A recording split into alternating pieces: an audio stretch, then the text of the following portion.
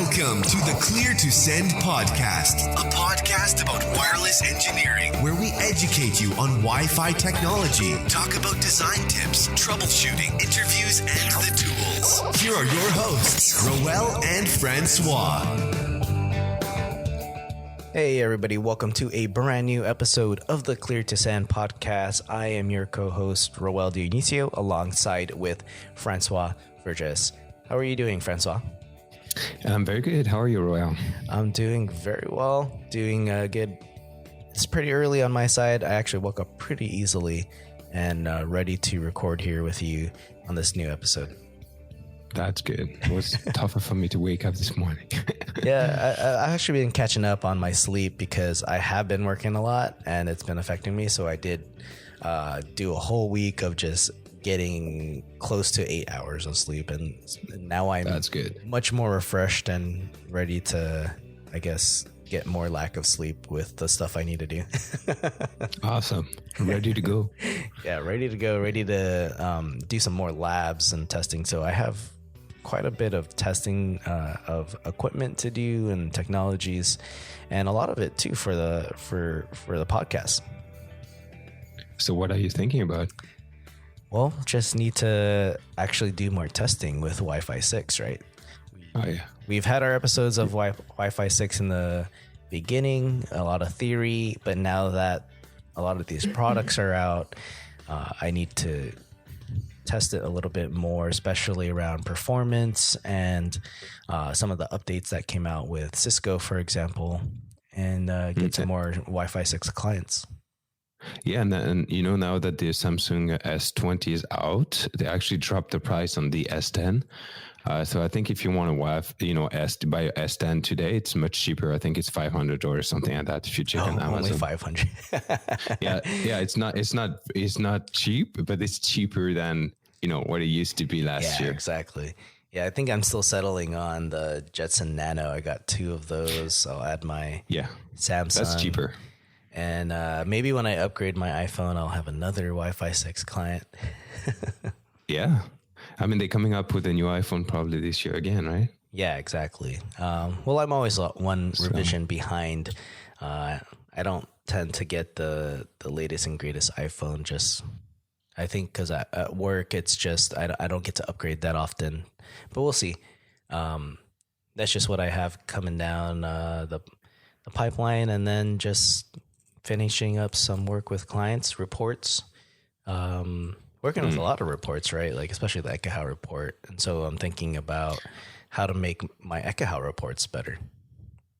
Yeah, I've done a lot of reporting to the past couple of weeks, so I know what you're talking about. Yeah. Well, with the integration of the iPad app and taking pictures and notes, that's helped dramatically with my reports. Yeah, me too. And maybe we can... time. Yeah, exactly. It saves so much time, and maybe we can talk about an overview of where Ekahau is in a future episode, because we haven't really talked about all of the new things that came out with Ekahau, and it's because I haven't had a chance to really try it all out until recently. So I've been using the new survey method with the iPad, and I want to try using the iPhone as well. But what do you think so far? You think an episode dedicated to it would be good too? Yeah, it would be really nice. And I think what I would focus on is how the new features can impact your workflow and how could you make it more efficient. I think that's the most important piece. Some of the features are very nice, but they might not apply directly to what you do. For instance, for me, the new application, the analyzer, is nice because you can do spectrum analysis from your phone or tablet. But every time I do work for customer, I need to document that work. So if I cannot document that work, for me, it's more like playing around than actual doing work, right? Right. Yeah. You need so I'm more interested in. Would you like a way to incorporate that into your report? Like, let's say you do the analyzer. Yeah, because one of the limitation I found today is, when you do your survey and then you have the psychic collecting data in the background, Ekahau actually slows down the speed of that spectrum analysis, so it can actually, reduce the size of that project files. Because if you just keep the, regular native psychic speed, you will get way too much data, spectrum data, and you will end up with a project files like gigs of data, right? Yeah, that's true. Okay. So, but I mean, when you really want to do a spectrum analysis and you really want to have all that data, it would be nice to have an option where you can actually say, okay, when I do this recording, this survey, please, include everything so I can document it later. What I do today is I go back, I do my survey and then I look at the spectrum. If I identify some weird things that I want to validate, I go back, on site, and then I rerun my Ekahau looking at the RTFM spectrum view, but I don't do any recording. I just look at the live view so I can get all the data. And then if I want to document things, I usually take video screen shots. Gotcha. How do you call it? Just a screenshot, or you record the video on the screen recorder. Yeah, exactly. And then I would send that to the customer. I would extract an image out of it for my report. But that's a lot of manual work afterwards, right? If I can identify all of that, if I can leverage the bookmarks within Ekahau and have the better quality, that would be nice, because you can, after that, you can tie in it to your reporting, and you can, include it in your workflow and save a lot of time. Yeah. So you want the level of detail from the analyzer, but maybe a separate way to record it, since you don't want to do it during your survey process, or you don't want to take up resources from doing your survey. Or maybe Ekahau can make that more efficient and still get that level of detail, and also include that into your validation. Yeah. What I would love is, being able to do the spectrum analysis from the analyzer, and being able to add notes and bookmarks, and then being able to merge that somehow with your Ekahau project file. Gotcha. Yeah. And it's things like that you don't realize until you actually start using it often, right? Because for me, I would figured, the analyzer is actually really great for troubleshooting, and maybe that's when I use it. But even then, you're troubleshooting it, you still don't have this method of documentation or recording it in a way where you can still use it in your report, right? So there's still things like that, but it's still early on with Ekahau. And then with their new survey method, I can't remember what they call it, where the autopilot. Yeah, the autopilot. Yeah. I've been using that for a little bit here and there, and I felt that it does improve your actual survey time and the quality of your. I guess the quality depends, right? Depends how you're holding the iPad or iPhone, because it uses the camera, or is it the AR kit? And you have to keep track of it and make sure it's not like diverging from your path. And so you got to put some anchor points here and there, right? It's still a lot less than the amount of clicks you would have to do or tapping when you're walking. But I did find that it was pretty good, and I was impressed with what Ekahau was able to make. And so I think from here on out, it's just going to be better improvements with it, as long as Apple doesn't restrict them in any way. But I want to use the iPhone. It's just that I know if you receive a call or something, it'll interrupt the whole survey, and that's what I don't want to run into. Just go in airplane mode. Yeah. I guess you can go in airplane mode and just connect to Wi-Fi, but then you still got Wi-Fi calling. And so I turn on do not disturb, but somehow like notifications still keep popping up, and it's all like, I got to look at my settings, and it's things like that, first world problems. But I've been using my iPad for those surveys, and I thought it was really interesting. But I think once I get a deeper dive into how these things work and finding out what are those tips and tricks, then we can do an episode on Ekahau, because I'm sure you've got a lot, since you're a trainer, so you're training people on how to do this with Ekahau. And I think it would be beneficial to talk about some of the improvements that we see. I'm actually going to do a lot of survey this week. So I tried the autopilot. I found like, the fact of, me needing to make sure that the autopilot was keeping me on the right track. I thought that fact would, was distracting me from doing my work. So I didn't do it too much, but this week I'll give it another chance and see if it works better in maybe open space environment versus rooms. Yeah, I know in some of the complicated offices I was in, it had a harder time because I don't know, for whatever reason, it just didn't register the locations properly. But as long as you're setting an anchor point, occasionally it'll adjust. And so I felt that it helped a bit. But when you're doing a really long survey without ending it, then it would adjust the whole thing. And so those are some of the things you got to keep an eye on. So if you've done a long walking path and then you're like, oh, I need to set a new anchor point, it would adjust quite a bit of that path for you. So that's something to consider. And so there's been a couple of times where I just redid the path again. I was like, I don't like it. I'll do this walk again and make sure I get it right. Okay. All right. Well, we didn't intend to add that into This Week in Wireless. But okay. So in this episode, we are talking news this week in wireless. And so we're going to talk about Kr00k, the wireless vulnerability that the media is pushing. We'll talk about the Cisco CLI Mapping, YouTube, FCC, DevNet, and CWSA. So the first thing we want to talk about is Kr00k, Kr00k, as created by the people who found out this vulnerability that exists in not just wireless APs, but also in wireless devices. And in their research, they found that it affects a specific set of devices, and we're referring to products that have Broadcom and Cypress chips, so even IoT devices. Yes. So it's, I think it's a subset of Broadcom's chipsets and Cypress.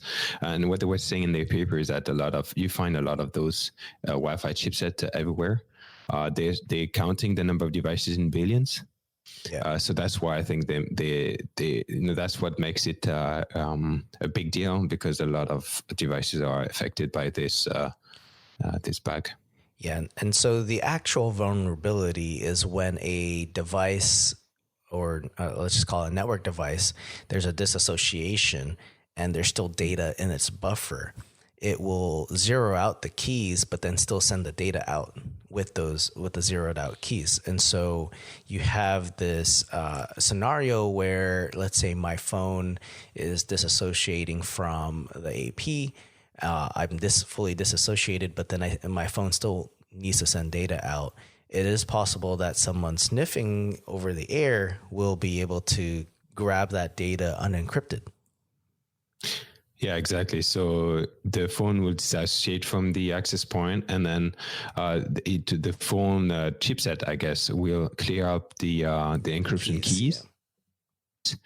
Yeah, but if you still have some data in your buffer, it will send out those frames pretty much unencrypted. So if you're doing some sniffing, you'll be able to retrieve those frames. So from the standpoint of an attacker, what you could do is you can generate those disassociations, right? So you can send packets to the clients to make him believe that, he needs to disassociate, and then just, listen to what's coming up after that process. And if the client has some stuff buffered, you'll be able to get those frames, but only those frames, right? Right. So yeah. you have to keep on disassociating him in order to get more traffic. Yeah, so that is pretty much the attack vector. There is someone doing a disassociation attack. And when I read the vulnerability, the report, which we'll link out into the show notes, I thought, well, if you've got 802.11w enabled, you're protecting those management frames. So that would be a way to mitigate that, because those frames would have to be sourced from an authorized device, right? So it had to be sourced from an AP or client that is actually basically the frames would be protected there. It just wouldn't accept a disassociation frame from anybody, and it's the same with the deauthentication attack as well. And 802.11w has been out for over 10 years, right? Yeah. So I guess if you have W, so MFP enabled, it's going to protect you from an attacker. But if the phone randomly disassociates for any reasons, right, on its own wheel, right, you still get those, you would still be affected frames. Yeah. But I mean, you don't control. So you'll get a few packets here and there because the phone just decided to disassociate. So it's not as critical, I guess, and predictable. Yeah. So I guess you'll be protected against an attack that intent is to leverage or take advantage of Kr00k. And also it would happen both ways, right? So if the client disassociates, but the AP still has data and it's buffered to send to the client, then that data would be zeroed out. The encryption keys would be zeroed out and then sent. And so, you still have a way to try to grab those frames over the air.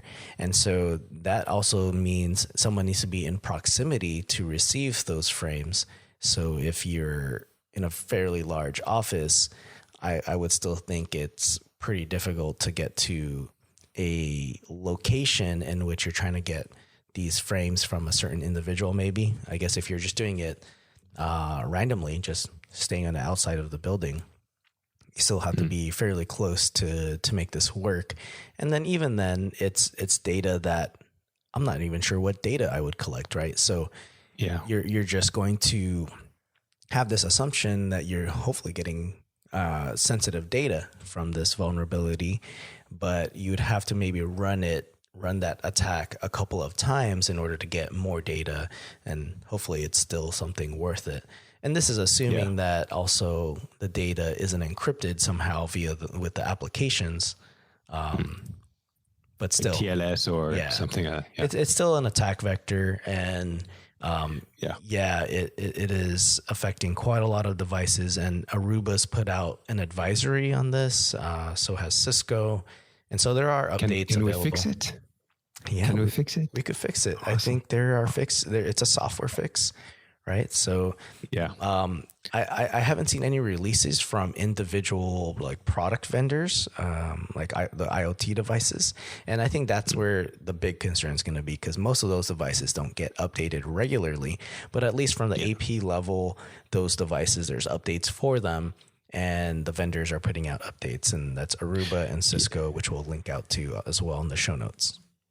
Yeah, if you read the paper, you'll see that they actually have been working on this for quite a little while. It's been publicly available this week, but they actually talked to the different manufacturer that they found, the vulnerability happening, and then those people will just fix their code as they went. So they were talking about Amazon having issues with their Echo speaker, and then Amazon fixing it as soon as they received the notification from the researchers. So maybe some of these already got fixed in previous updates you got in the past a couple of months.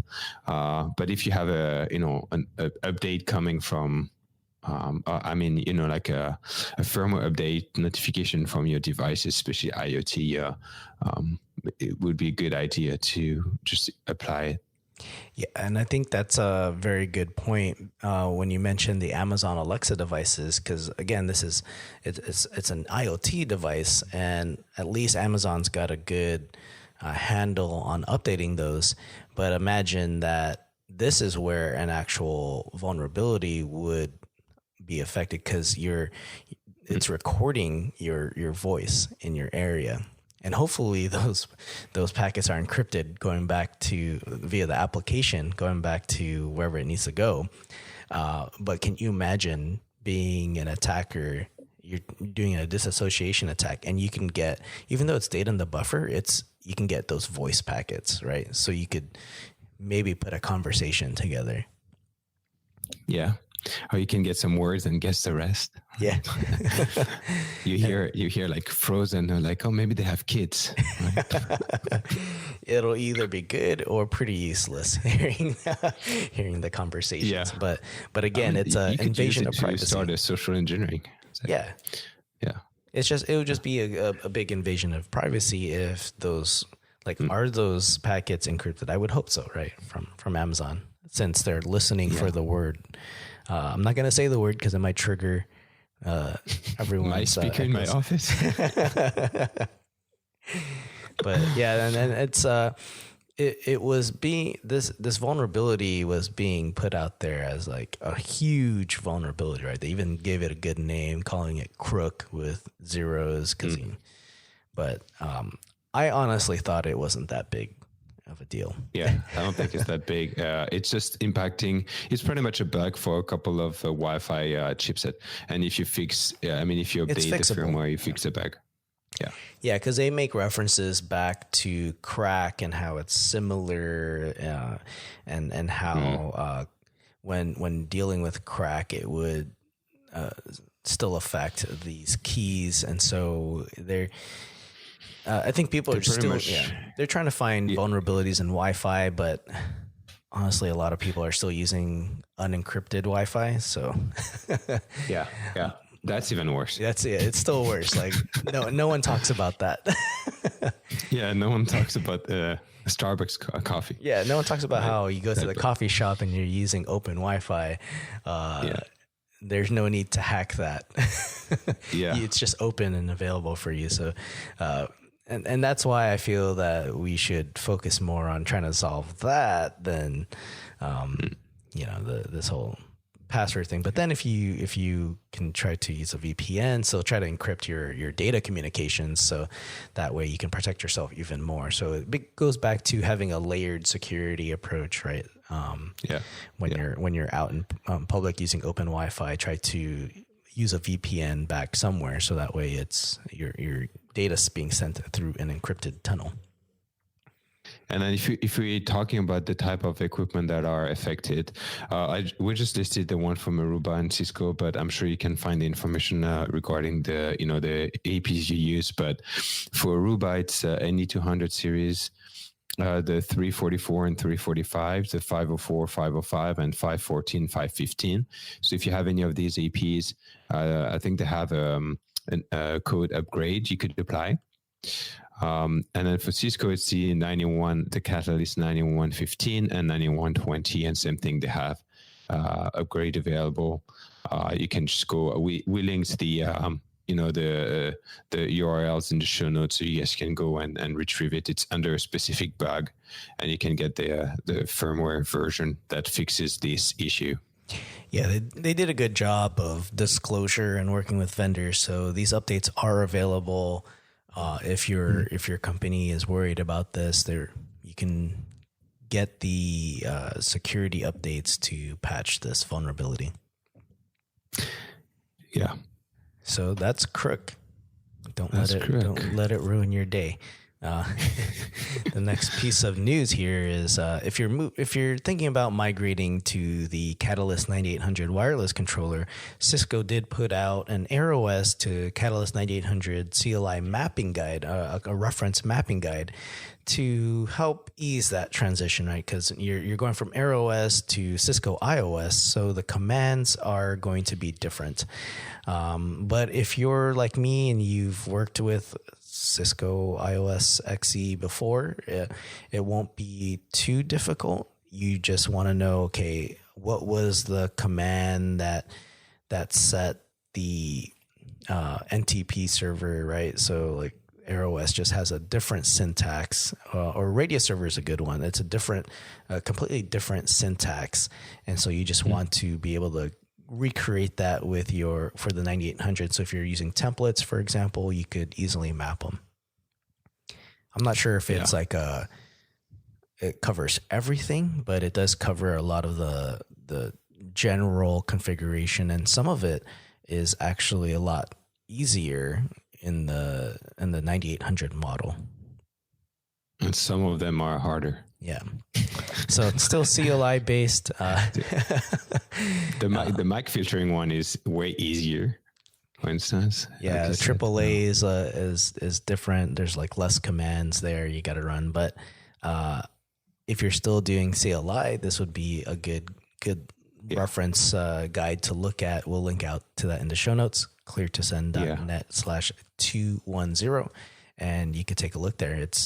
I thought it was pretty useful, especially as if Cisco wants people to migrate to their new controllers, you got to make it as easy as possible, right? I mean, they already have their converter that you could use that we talked about with Dave Benham in a previous episode. But if you're starting from scratch, like this is a good way to get familiar with it.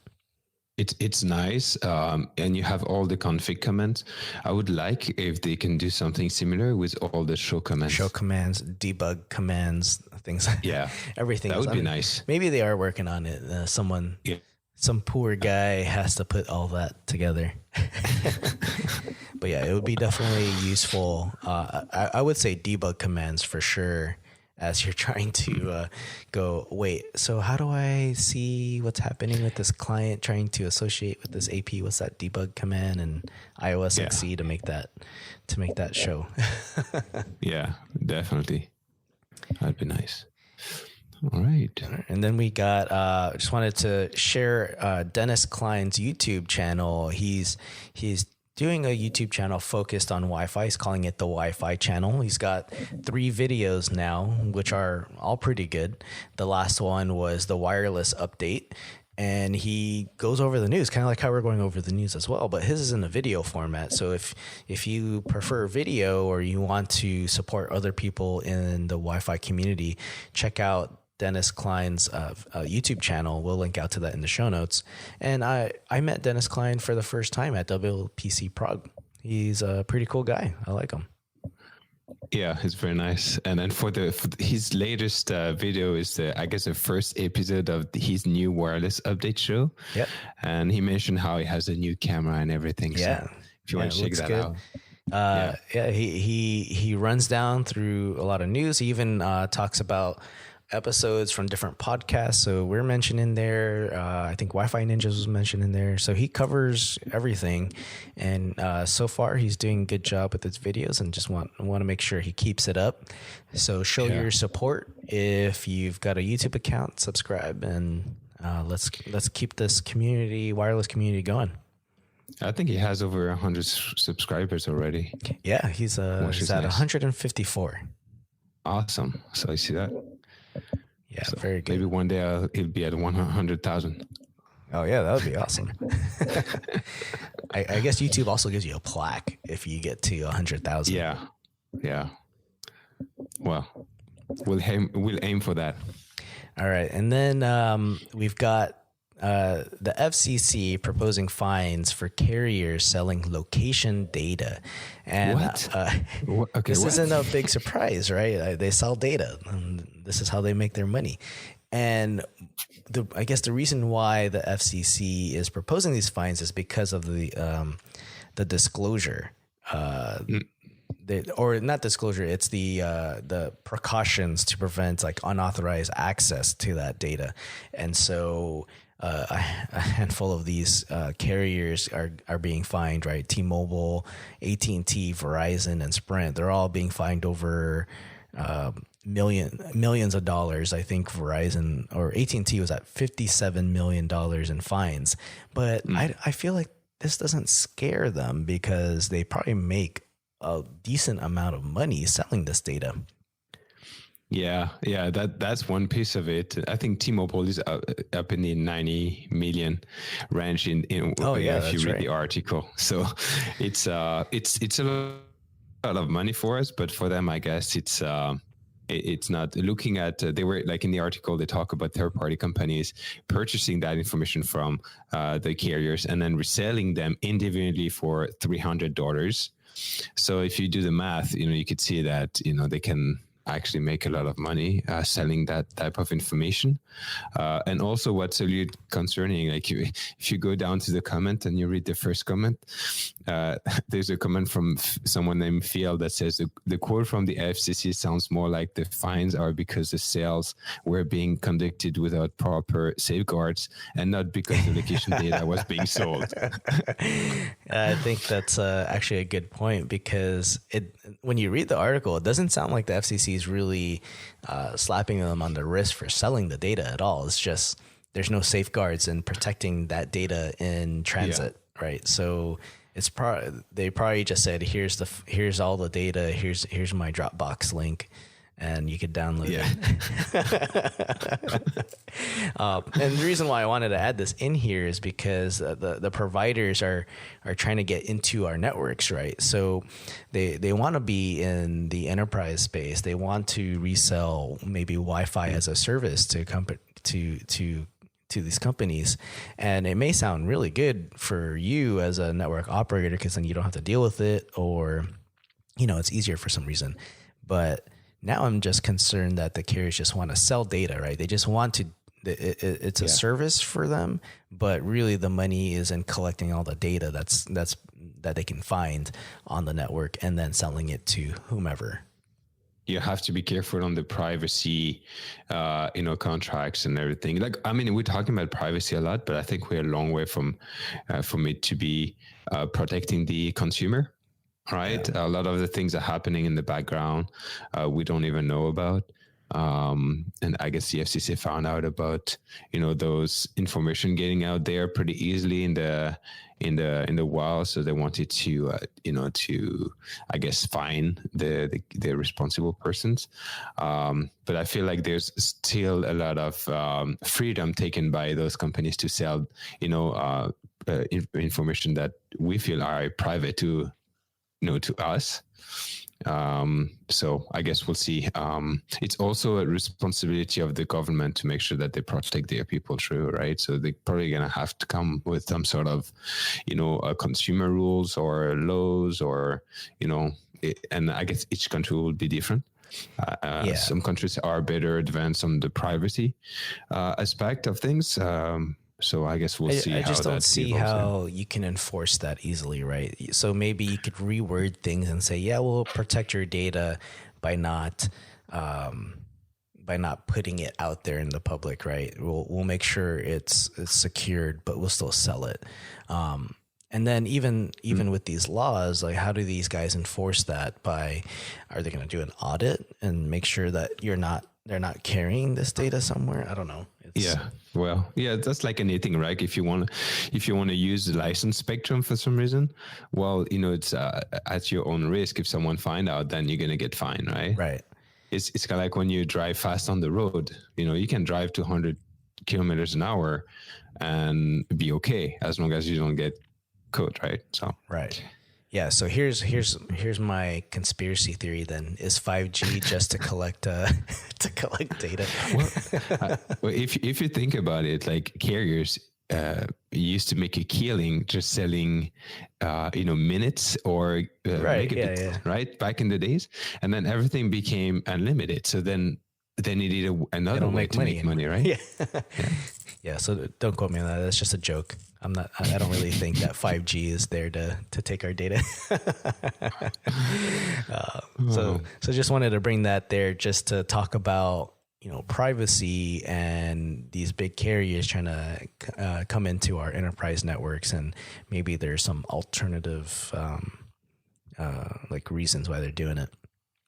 Also, if you look at on the carrier side, usually it's different business units that take care of the business or take care of the consumer. So they might totally have different rules.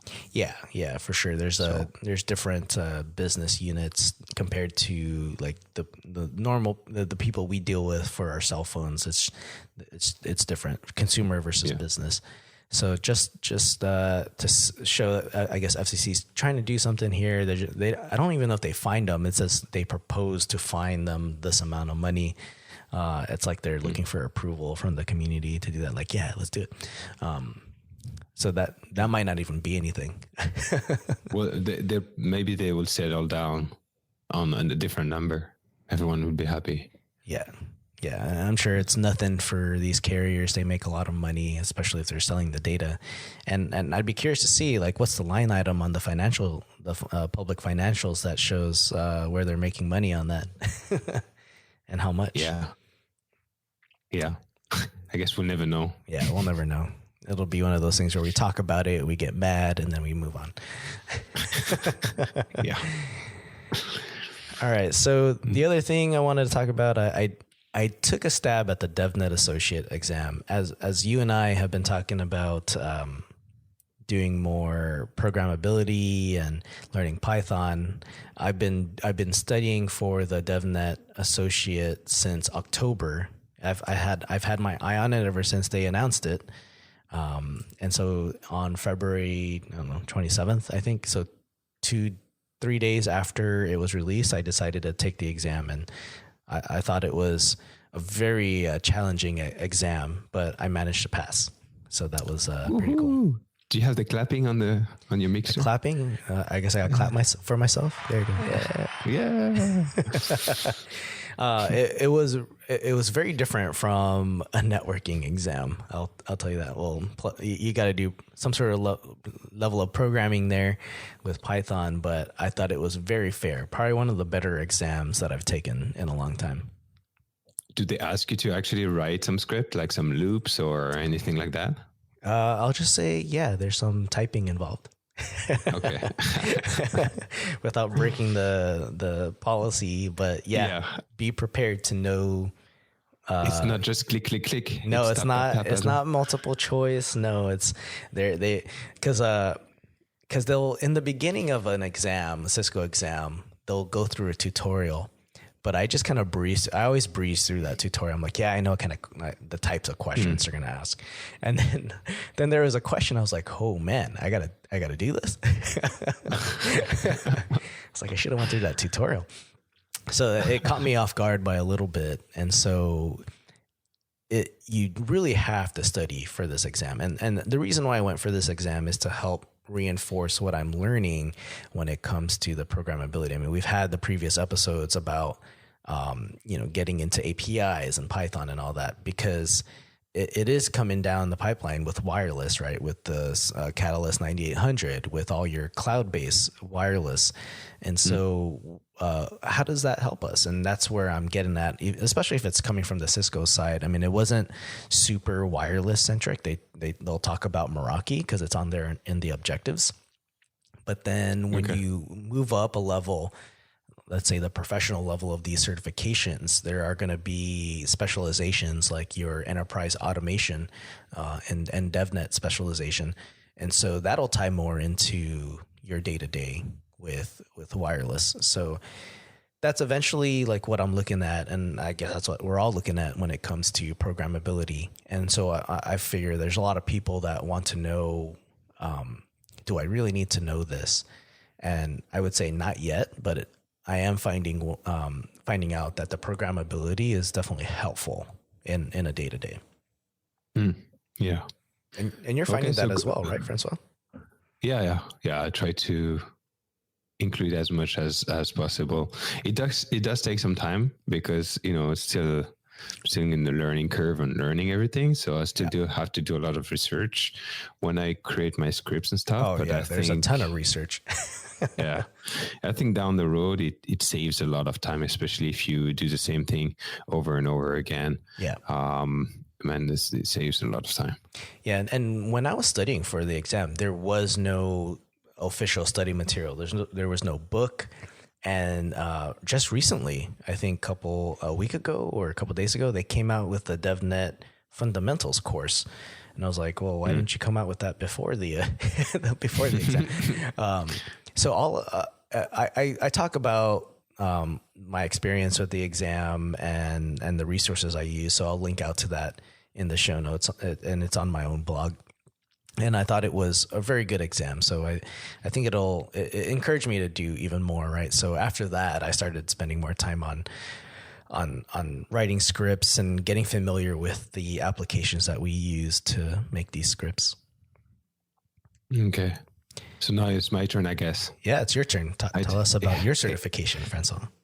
Oh, I was going to say it's my turn to do the DevNet exam. Oh, maybe later on this year. I'll see how it goes. I don't think it's a hard requirement for us wireless guys to do the DevNet exam. It's not entirely focused on wireless at all. It's a lot of fundamentals and working with APIs and Cisco platforms. So, if you're strictly wireless, I don't think you need to take this. Just go and learn programmability on your own. Yeah. I haven't taken a network certification in forever, I guess, if you exclude Wi-Fi. Yeah, now's a good time with the new certs. Yeah, I guess. Yeah, exactly. So let's talk about that. So I took the CWSA certification from CWNP maybe a month ago. And people have asked me to debrief the exam a little bit. We did an episode with Tom Carpenter from CWNP where we talked about that whole new track of certifications that they're coming out with. And we'll link that as well in the show notes. So the CWSA is pretty much the first level in that new track that they call the rest of the wireless.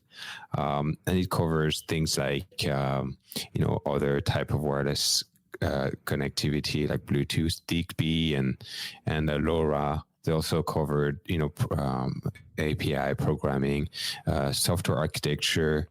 It's very broad. It's a very broad subject, and obviously they cover Wi-Fi, right? So they cover, basic Wi-Fi things. Mm-hmm.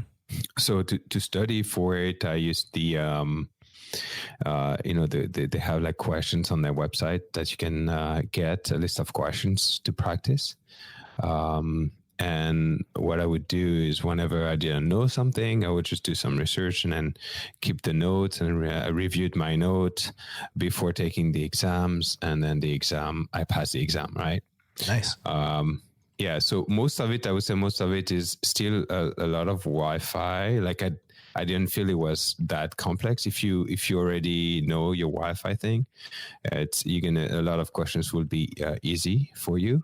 I was just more challenged on all the other things, right? I didn't know much about, for instance, software architecture. They talk about what a Docker is, or so all these things I had to do a little bit more research. Same on the other type of wireless protocols, so Bluetooth, LoRa, and Z-Wave, and so on, Zigbee. I knew the name, but I didn't really knew, exactly which frequency band they were using, the channels. So I did learn quite a bit on that. I did some research. I would keep some pictures for myself, and then that helped me a lot. So nice. I got a lot more out of I got a lot more out of it by studying for it than just taking the exam, right? Yeah. So you started with the CWSA. Is it the practice exam that you were using? Yeah. Okay. Yes. Yeah, because CWNP has training material for it, right? Do they have a? They have the study guide. They have the study guide, which I think is just an ebook, or not even an ebook. It's a Kindle book. And that's a Kindle book if you purchase it from Amazon, but if you purchase it from their website, I think you can get the hard copy. Okay. Yeah. Gotcha. Yeah. So you can do that and probably learn a whole bunch. And I think they have a training available because remember at WPC, some guys did the training. Yeah. So they have the practice test and they have the e-learning bundle, which I'm not even sure what's in the bundle. Oh, it's the e-learning course, the practice test, and it comes with the exam voucher. So you can get all three of those from CWNP. So at least they already have this training available. So you have a place to start if you want to get started. It is like what Francois said, it's not really wireless focused. I mean, there's wireless topics, but this is more along the lines of a new track that CWNP is creating. And so this is the entry level portion of that track. Yeah, and a lot of the the people, the Wi-Fi engineers that are familiar with the other track, found that the exam is not that challenging, but it's because we've been working in the field, and then we're very familiar with the other tracks. So obviously, some of the things you will already know. But if you're new to all of this, this might require a little bit more studying from you guys. Yeah, from what I gather, this is more centered around the folks who deal with IoT a lot. So it's not really your networking guy per se, right? So this is people who are maybe in industrial, or they deal a lot of Zigbee, CBRS type stuff. So if someone's getting into that field, the CWSA would probably be very new to them. But since a lot of us are familiar with the CWNP, a lot of these topics, they tend to overlap with the CWNA side, which there is overlap on the CWSA and CWNA. But once CWNP releases the other certifications, you'll see that there is a clear difference between the track that the CWSA is in and whatever in the track that the wireless certifications are in. So there'll be a clear difference after the CWSA. Yeah. So I think the next level will be more challenging. Yeah, for sure. Way more challenging. Yeah, and that was part of the JTA I was at, which was having to deal with the integration portion, and so it for sure will be very different from what you are used to seeing from CWNP. Okay. So that'll be exciting. Yeah. So, Francois, what are you working on this week? I have to do some validation surveys for one of my customers. I'll be doing a lot of walking for sure. Okay, getting your steps in. Yeah, exactly. Awesome. What about you? I'll be practicing my Python stuff to try to automate some of the data I collect from Cisco AirOS controllers. So that's going to be pretty difficult. And then I'll probably be working on my CTT Plus certification. I did one half of it. I need to do the other half. Oh, okay. Which is good luck. The trainer certification. Yeah. Going to follow your steps and be a trainer somehow. Awesome. Yeah. Anything is possible. Yeah, anything's possible. I mean, we kind of train a little bit on the podcast, but I just want to be better at it. Yeah. Yeah. Well, so maybe you can tell us, what you've learned with the CTT stuff. I've never followed those things, though. Yeah. We can save it for another episode. Otherwise, this episode's going to be really long. Yeah. I will do that. Yeah. So I'll talk about that, I guess, after I pass. But other than that, that's it for this episode. I want to wish you guys a great day, and we'll see you on the next one. Thanks, guys. See you guys. Bye-bye.